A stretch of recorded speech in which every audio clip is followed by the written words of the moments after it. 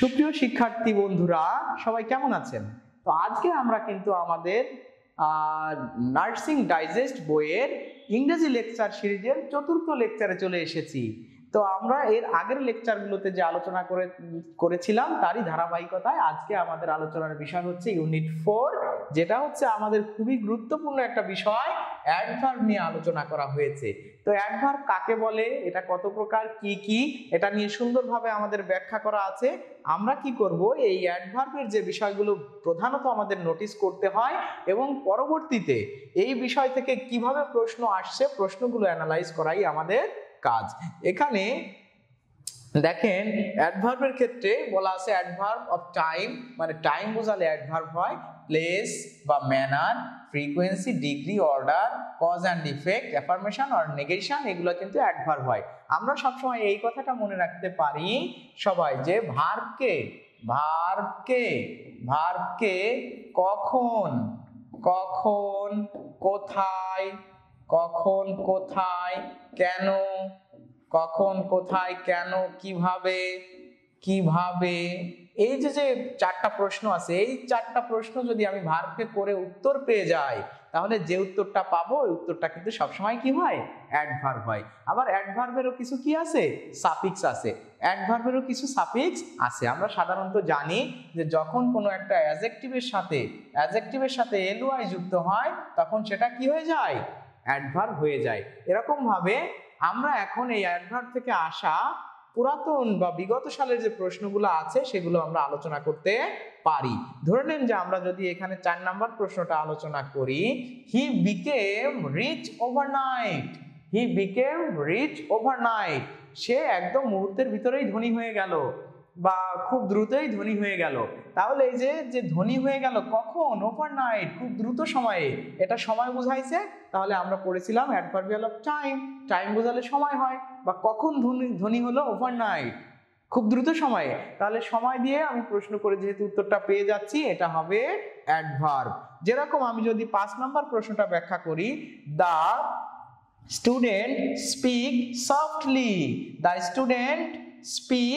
Softly, তাহলে softly যদি আমি বলতে চাই, দেখেন সফট কিন্তু একটা অ্যাডজেক্টিভ, তার সাথে এলওয়াই দেওয়া হয়েছে। যে কোনো অ্যাডজেক্টিভের সাথে এলওয়াই দিলেই সেটা অ্যাডভার্ব হয়ে যায়।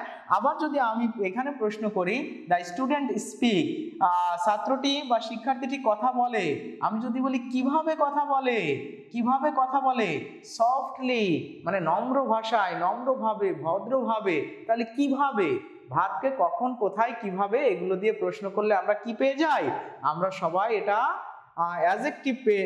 অ্যাডভার্ব পেয়ে যাই। কখন কোথায় কিভাবে এগুলো দিয়ে যখন আমরা প্রশ্ন করি তখন আমরা কি পেয়ে যাই,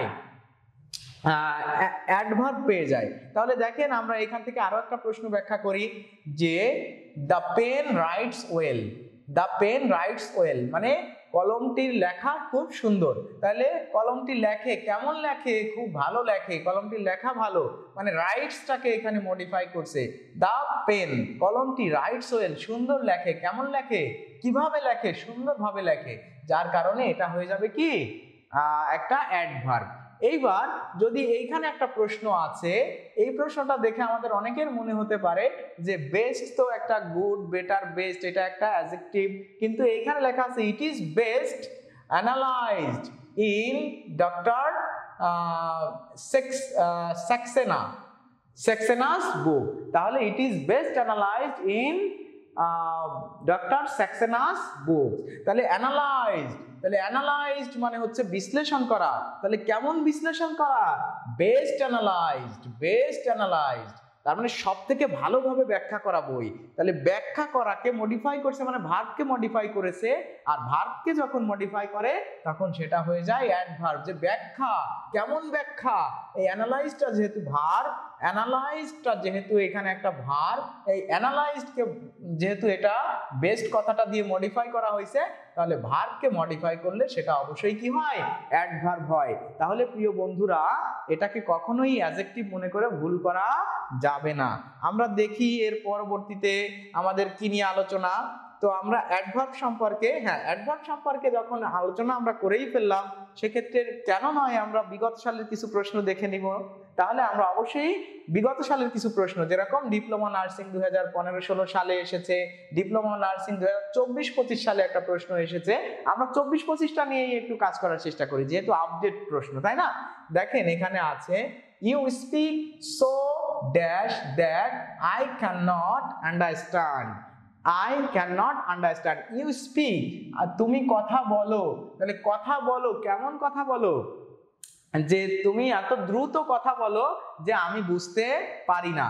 তার মানে আমার কথা বলাটা অনেক ফাস্ট। কথা বলাটা যেহেতু অনেক ফাস্ট, আমরা জানি ফাস্টের সাথে কখনোই ফাস্টলি হয় না। ফাস্ট নিজে একটা অ্যাডজেক্টিভও হতে পারে, অ্যাডভার্বও হতে পারে, এবং কাকে কখন মডিফাই করতেছে সেটা বুঝতে হয়। যেহেতু আমার কথা বলাটা ফাস্ট, সুতরাং এটা হয়ে যাবে একটা অ্যাডভার্ব। তার মানে যেহেতু এখানে কথা বলাটাকে মডিফাই করতে হবে, এখানে আমরা এটাকে ফাস্ট দিয়েই মডিফাই করতে পারি। আবার যদি আমি এখানে দেখি দা বিল ওয়াজ পাসড ইয়েস্টারডে, তাহলে যদি বলা হয় এই ইয়েস্টারডেটা কোন পার্ট অফ স্পিচ, দেখেন এটা কিন্তু হয়ে যাবে অ্যাডভার্ব। তারপর আবার যদি বলা হয় we must buy the ticket next age, তাহলে এই নেক্সট এজটা কি? অবশ্যই এটা একটা অ্যাডভার্বিয়াল, কারণ আমরা একটু আগেই জেনেছি যখন সময় বোঝায় বা ভার্বকে মডিফাই করে কখন কোথায় কিভাবে, এই যে কিভাবে, ইউ স্পিক তুমি কথা বলো, কিভাবে কথা বলো? ভেরি ফাস্ট, সো ফাস্ট, এত ফাস্ট যে আই ক্যান নট আন্ডারস্ট্যান্ড। তাহলে এই কথাগুলো সবই কি হবে? অ্যাডভার্ব হবে। তাহলে অ্যাডভার্ব সম্পর্কিত আমাদের আজকের আলোচনার পরে এখন আমরা যে বিষয়টা আলোচনা করব সেটার নাম হচ্ছে ভার্ব। ভার্ব সম্পর্কে আমাদের আলোচনা, তার মানে হচ্ছে সব থেকে গুরুত্বপূর্ণ আলোচনা। তো আমরা এই ভিডিও লেকচার সিরিজের নেক্সট ভিডিওতেই ভার্ব নিয়ে আলোচনা করব। প্রিয় বন্ধুরা, ভার্ব যেহেতু সব থেকে গুরুত্বপূর্ণ একটা বিষয়, এটা যদিও আমরা আলাদা কোনো ইউনিট নয়, তবে আলাদাভাবে আলোচনা করব, কারণ verb will build up your all the basics of English grammar. সেই জায়গা থেকে আমরা পরের ভিডিওতে আসছি আপনাদের সামনে ভার্ব নিয়ে, তাই তো?